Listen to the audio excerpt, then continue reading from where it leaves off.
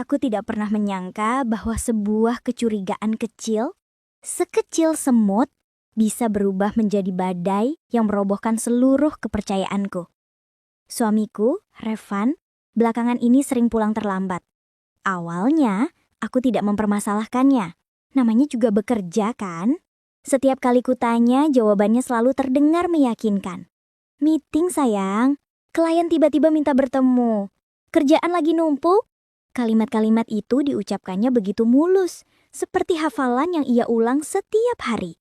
Dan aku percaya, tentu saja percaya. Karena sejak kapan seorang istri meragukan suaminya? Lelaki yang ia cintai, ia doakan, ia perjuangkan. Tapi lama-kelamaan, ada sesuatu yang mengganjal. Saat ia pulang, biasanya ia mencium keningku. Tapi kini ia melengos, hanya menepuk pundakku sekenanya. Wangi tubuhnya berubah. Bukan lagi wangi sabun kesukaannya. Ada wangi lain. Lebih manis, lebih tajam, wangi yang tidak pernah aku kenakan.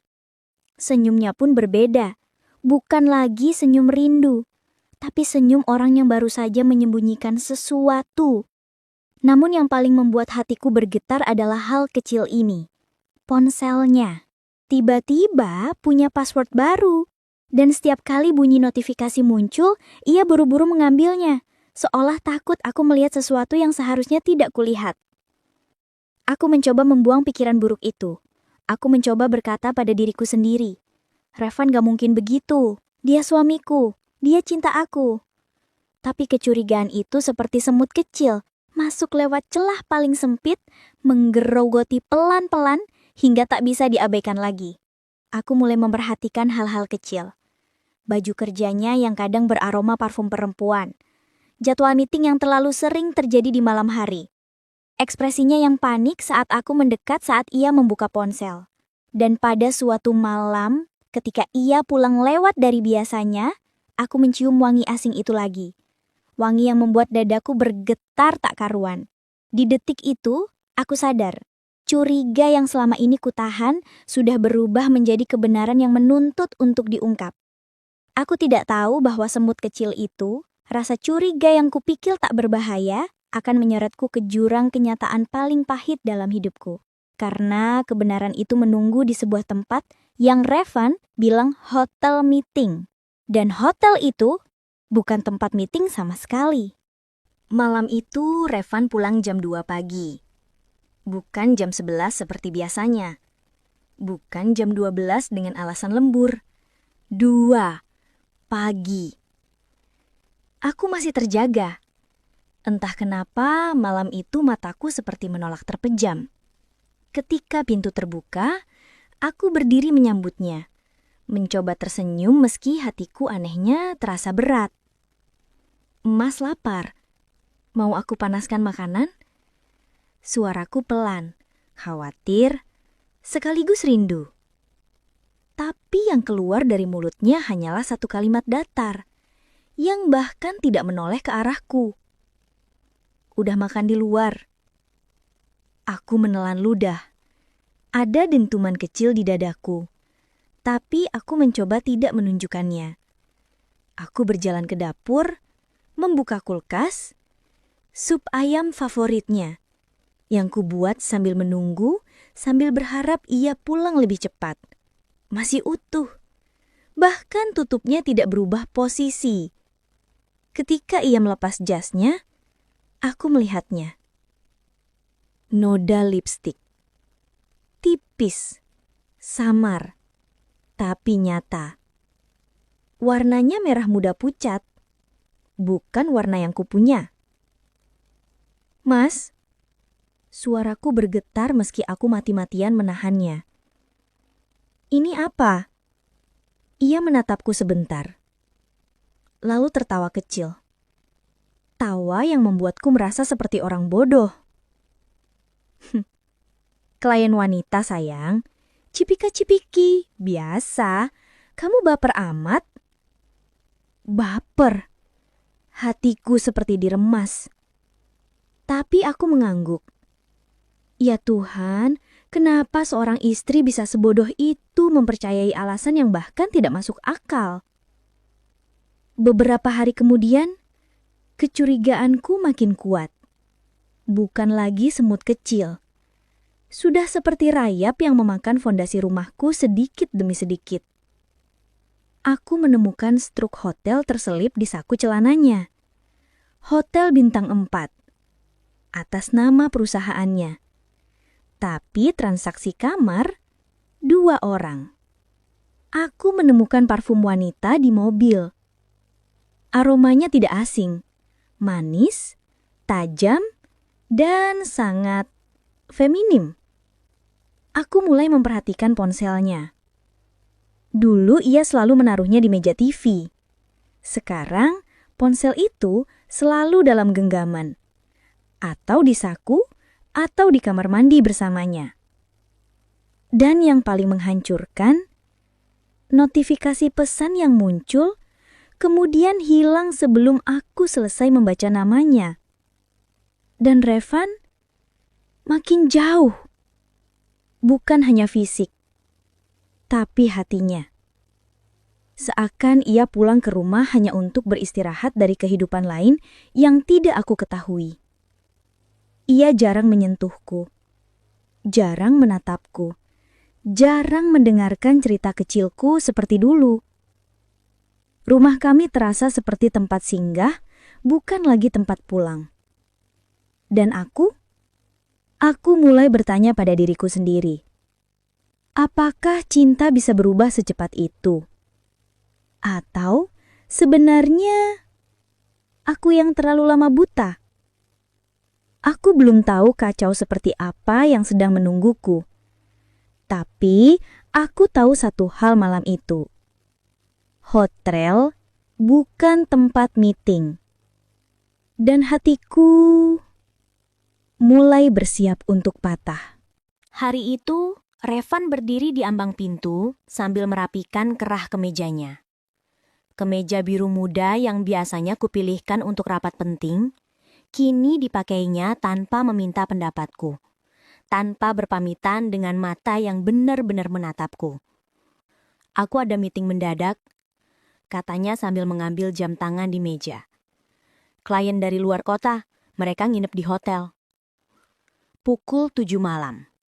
Meeting di hotel. Aku menelan ludah keras-keras, mencoba memaksakan logika untuk menyusul rasa percaya yang mulai roboh. Mas, kenapa meetingnya malam-malam? Tanyaku pelan, hati-hati seperti berjalan di atas kaca. Revan tidak melihat ke arahku. Ia sibuk menatap ponselnya. Senyum kecil muncul di bibirnya, bukan untukku. Namanya juga bisnis. Kliennya cuma kosong malam ini.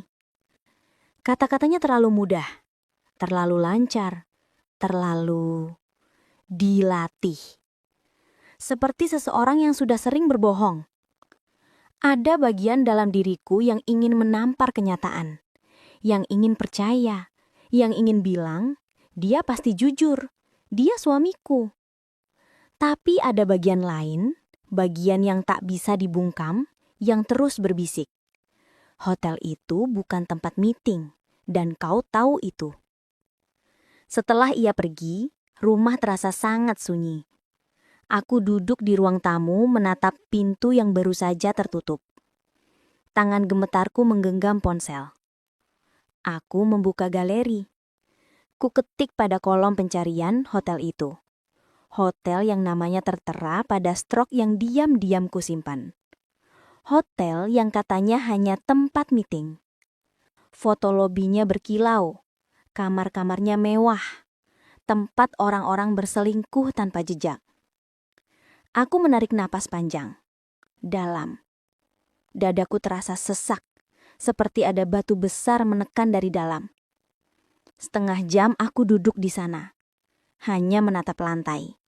Menggenggam rasa takut, menggenggam kemungkinan yang sudah lama kutolak. Hingga akhirnya, aku berdiri. Ku pakai jaket, ku ambil tas kecil, ku sambar kunci mobil. Tangan gemetar, tapi langkahku tegas. Karena ku tahu satu hal. Jika aku tidak mencari tahu hari ini, maka aku akan terus hidup sebagai istri bodoh yang dibohongi suaminya sendiri. Jika Revan benar, aku akan pulang dengan lega.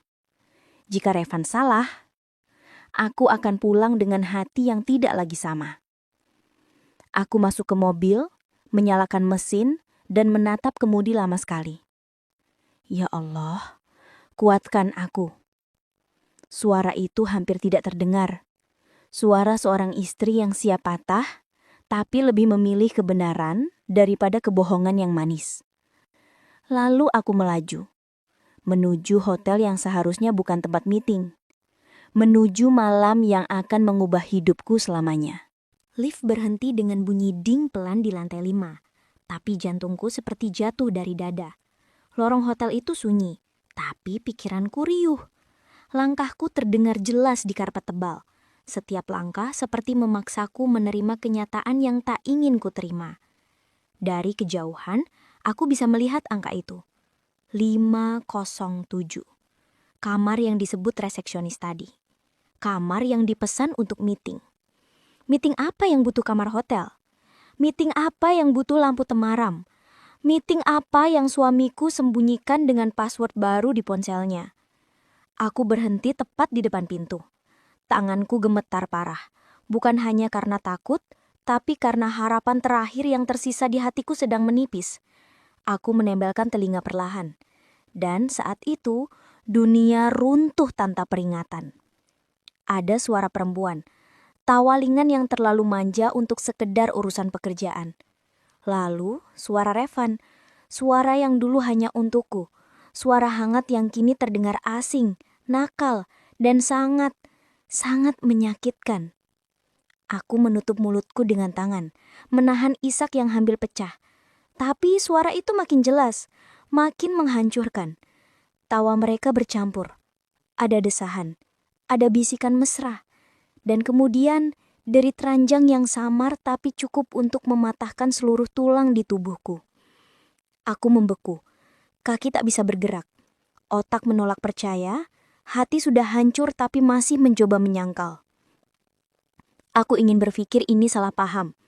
Aku ingin berharap itu bukan Revan dan ingin berdoa agar semuanya hanya mimpi buruk yang akan kutertawakan besok pagi. Tapi suara itu suamiku. Suamiku yang selalu bilang meeting, suamiku yang selalu bilang klien, suamiku yang berkata bahwa aku terlalu banyak curiga. Di detik itu, aku merasa seperti orang bodoh yang masih percaya langit tidak akan runtuh, padahal retaknya sudah terdengar sejak lama. Tanganku memegang gagang pintu, bukan untuk membuka, tapi untuk menahan tubuhku agar tidak jatuh karena begitu lemahnya aku. Dalam keheningan lorong itu, hanya satu hal yang terdengar jelas. Pernikahanku sudah berakhir, bahkan sebelum aku mengetuk pintu. Dan untuk pertama kalinya sejak Revan berlaku aneh, aku tidak menangis. Aku hanya berdiri di sana dengan dada kosong dan hati yang dipukul berkali-kali sambil berbisik pada diriku sendiri.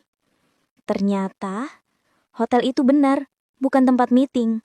Aku tidak mengetuk. Aku tidak memanggil namanya.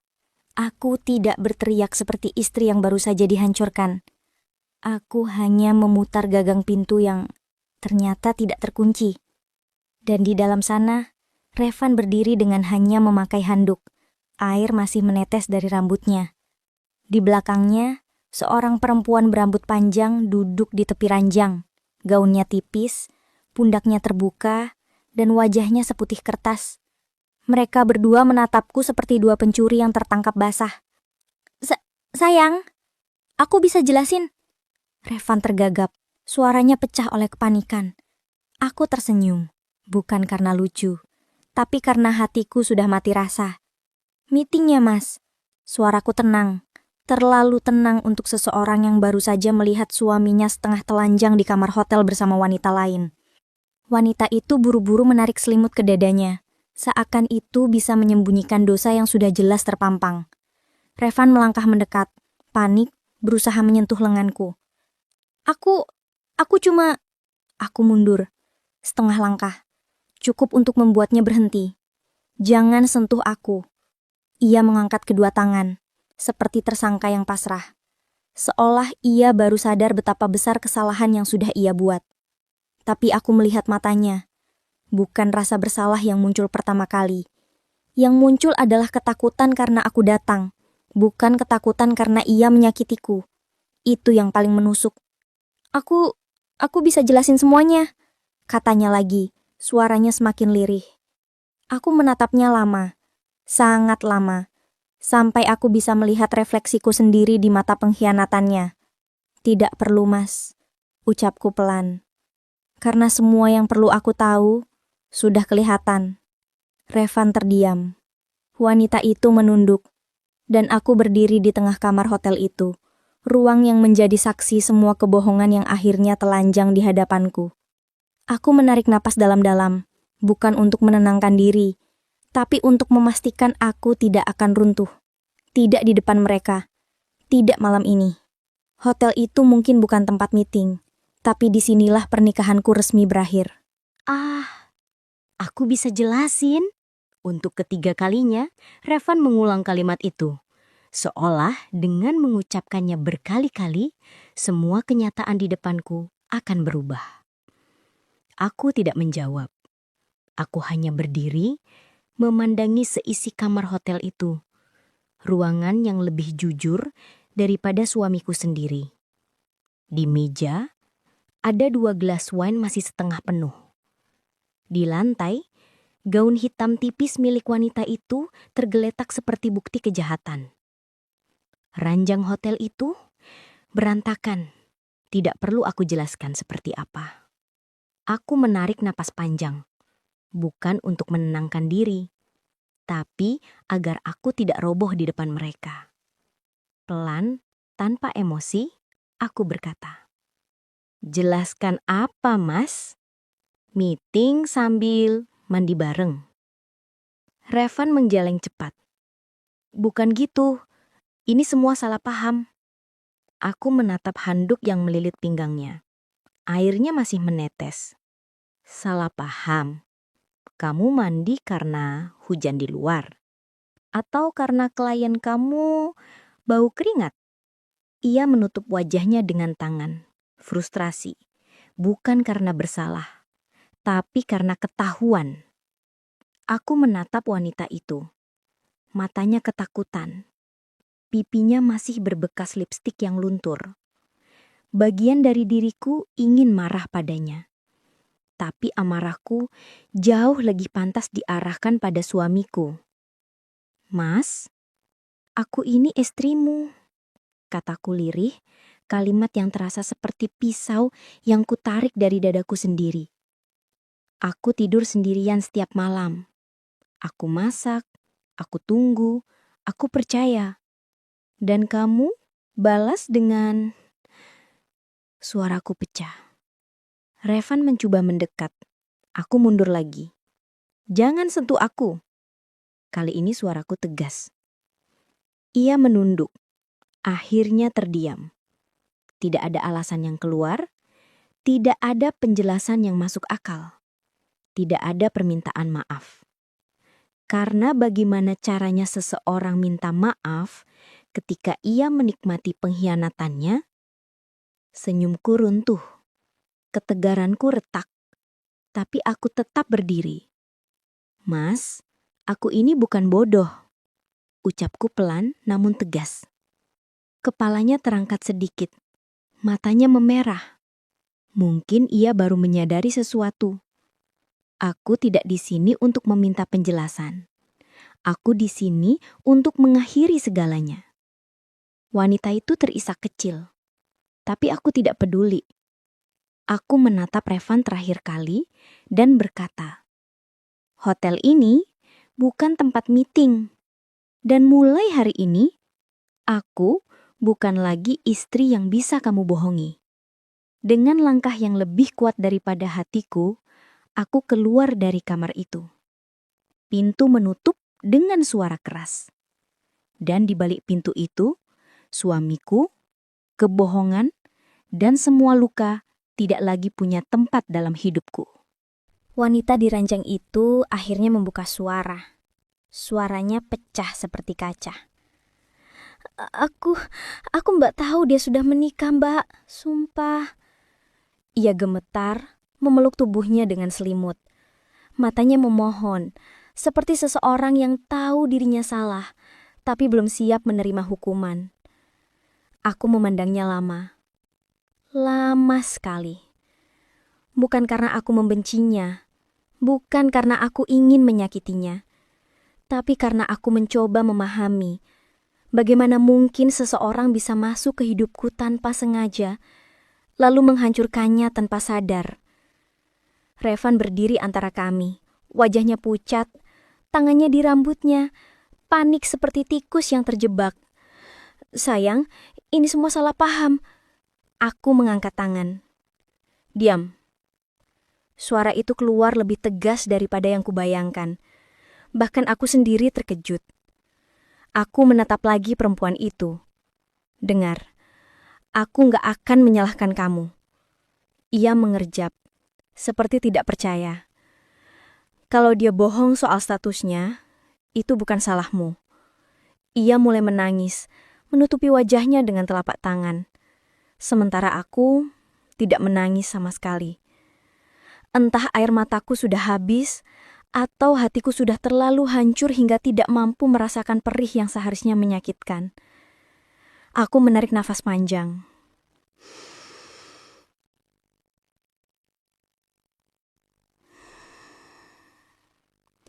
Yang menikah, itu dia. Aku berkata pelan menunjuk Revan tanpa menoleh. Yang berjanji di depan Tuhan, itu juga dia. Yang ngomong cintaku cuma untukmu, itu juga dia. Wanita itu terisak. Aku tidak membalas dengan amarah, karena pada akhirnya, pengkhianatan itu tidak datang dari perempuan itu. Pengkhianatan itu datang dari orang yang seharusnya menjagaku. Ia hanya karakter sampingan dalam neraka yang dibangun Revan. Aku melangkah mendekat sedikit, menatapnya dengan tatapan yang tidak lagi bergetar. Kamu boleh pergi dari hidupku setelah malam ini. Kamu bisa memulai ulang, bisa mencari laki-laki yang benar. Tapi aku, jantungku mencelos saat kata-kata itu keluar. Aku harus membangun ulang hidup yang dia hancurkan. Wanita itu menggigit bibirnya, lalu berkata lirih, "Mbak, aku minta maaf." Aku mengangguk sekali. Maafmu aku terima, karena kamu bukan pusat sakitku. Aku menoleh ke Revan. Untuk pertama kalinya sejak aku masuk kamar itu, aku menatapnya tanpa cinta. Mas Revanlah pusat semuanya. Revan menunduk. Wanita itu menutup wajahnya, menangis semakin keras.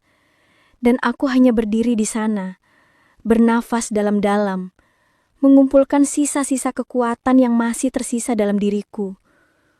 Untuk pertama kalinya dalam pernikahan kami, aku merasa benar-benar sendirian di hadapan suamiku sendiri. Aku berjalan tanpa arah di koridor hotel itu. Langkahku cepat, tapi hatiku berat. Dinding-dinding putih yang dingin terasa seperti ikut mengawasi kebodohanku selama ini. Di belakangku, suara Revan terdengar terburu-buru. "Sayang, tunggu dulu, kamu salah paham." Salah paham, kata yang paling sering dipakai orang bersalah untuk menutupi kebusukannya. Aku berhenti, berbalik perlahan. Revan berdiri beberapa langkah dariku.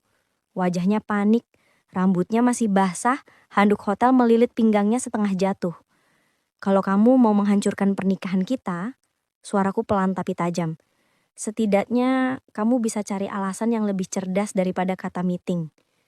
Ia tersentak. Wajahnya memucat seperti baru melihat dirinya sendiri di cermin.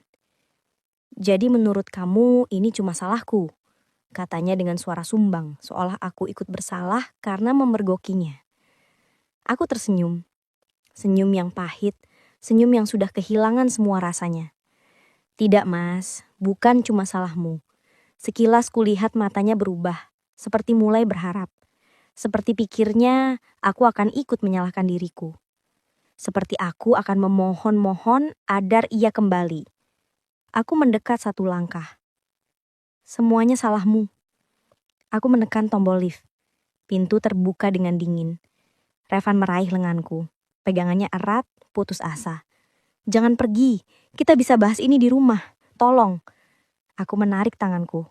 Bukan kasar, bukan marah, justru terlalu tenang. Mas Revan, kalau kamu tidak menghargai aku di kamar hotel tadi, jangan harap aku menghargai tangisanmu sekarang. Ia terdiam, hancur, tanpa alasan. Aku melangkah masuk ke lift.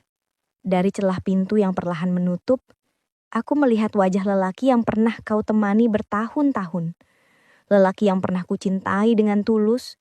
Lelaki yang memilih merusak segalanya demi wanita lain. Tepat ketika pintu lift hampir menutup, ia berkata lirih. Suaranya retak.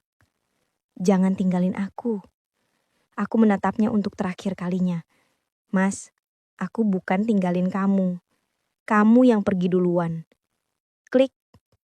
Pintu lift tertutup sempurna. Dan untuk pertama kalinya sejak lama, aku bisa bernafas tanpa rasa curiga. Aku pulang sendirian malam itu. Jalanan terlihat kabur lewat kaca mobil, entah karena lampu kota atau karena air mataku yang tidak mau berhenti jatuh. Rumah kami, rumah yang dulu menjadi tempat pulang, tempat kami tertawa, tempat aku memasak untuknya, malam itu terasa seperti bangunan kosong tanpa makna. Dindingnya bisu, ruang tamunya dingin, dan setiap sudutnya memantulkan luka yang baru saja ia beri. Aku berdiri lama di ruang tengah. Semua barang tampak sama, tapi aku sudah berbeda. Dengan tangan gemetar, aku membuka lemari pakaian, mengambil koper besar, dan mulai memasukkan baju tanpa benar-benar melihat apa yang kuambil. Setiap pakaian yang kulipat, setiap suara resleting koper yang kutarik, seperti mengingatkan bahwa aku sedang mengakhiri sesuatu yang dulu kupikir akan abadi. Aku berhenti sejenak ketika melihat gaun putih yang kupakai saat anniversary kami tahun lalu. Revan bilang aku cantik malam itu. Revan memelukku erat, seakan aku dunia baginya. Revan mencium keningku dan berjanji akan menjagaku. Janji. Hanya kata yang mudah diucapkan, tetapi hancur hanya karena sebuah kamar hotel. Aku memasukkan gaun itu ke koper, tidak untuk dikenang, tapi agar aku tidak melihatnya lagi. Di meja ruang tamu, aku meletakkan cincin nikah kami. Kecil, sederhana, tapi berat. Bukan karena emasnya, tapi karena arti yang kini hilang. Di sampingnya ada foto pernikahan kami. Aku berdiri memandangi foto itu lama sekali. Aku, gadis di foto itu, terlihat begitu bahagia, begitu percaya, begitu yakin bahwa lelaki di sampingnya akan memegang tangannya seumur hidup. Kasihan sekali perempuan itu. Ia tidak tahu bahwa suatu hari nanti ia akan membuka pintu hotel dan menemukan fakta bahwa ia tidak cukup berharga untuk dijaga. Pelan-pelan aku menurunkan foto itu menghadap meja. Aku tidak sanggup melihatnya lagi. Ketika aku melangkah keluar rumah, udara malam menusuk, tapi hatiku justru terasa lebih ringan. Bukan karena aku baik-baik saja, bukan karena aku kuat, tapi karena untuk pertama kalinya dalam hidupku, aku memilih diriku sendiri. Saat pintu rumah tertutup di belakangku, aku sadar satu hal. Aku tidak sedang kabur. Aku tidak sedang melarikan diri dari masalah. Aku tidak sedang menyerah dalam pernikahan. Aku sedang menyelamatkan diriku. Menyelamatkan harga diri, menyelamatkan mental yang hampir patah, menyelamatkan hati yang tidak layak hancur karena seseorang yang tidak tahu cara setia. Dan saat aku berjalan ke arah mobil dengan koper di tangan, untuk pertama kalinya dalam waktu yang sangat lama, aku tahu aku akan baik-baik saja. Sudah berbulan-bulan berlalu sejak malam di hotel itu. Malam ketika seluruh hidupku terbelah menjadi dua bagian, sebelum kebenaran dan setelahnya. Revan berusaha menghubungiku dengan semua cara yang mungkin dilakukan seorang lelaki yang akhirnya kehilangan kendali. Puluhan pesan panjang penuh penyesalan, email berisi janji perubahan, bunga-bunga mahal yang kutinggalkan layu di depan pintu apartemenku. Bahkan pesan singkat bernada putus asa.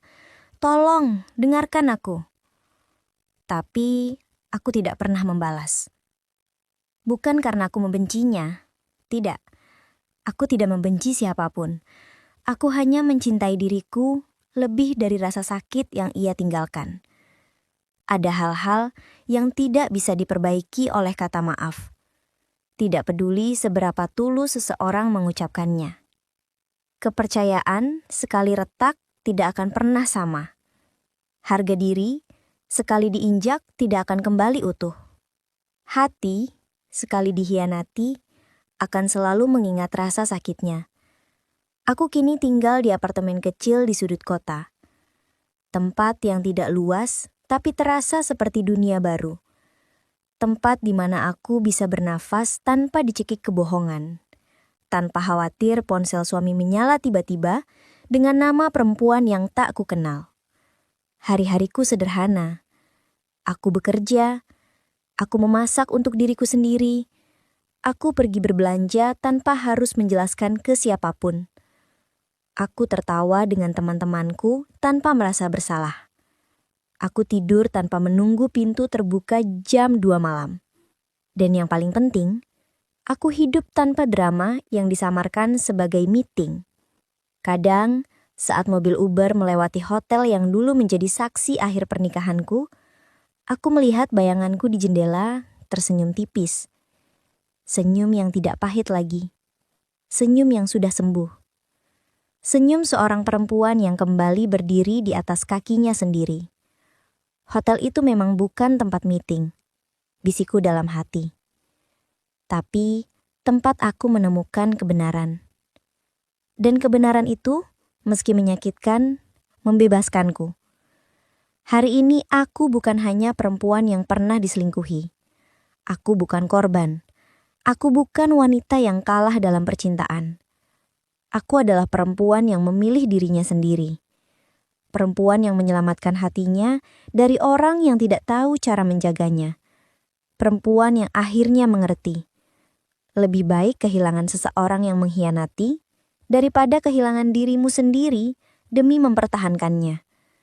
Dan itu adalah kemenangan terbesar dalam hidupku.